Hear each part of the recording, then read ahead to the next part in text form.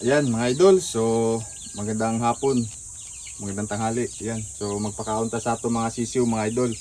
So ito yung ginawa namin mga idol. Bali mamaya maglalagay kami dito ng ilaw.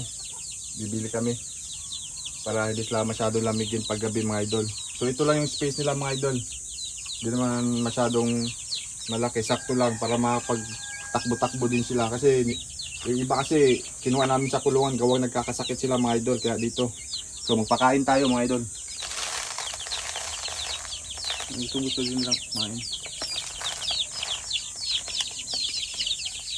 Yan, kailangan natin silang sanayin mga idol.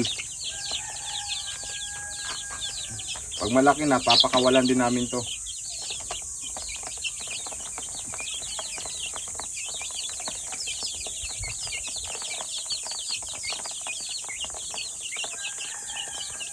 Yun lang mga idol. Salamat.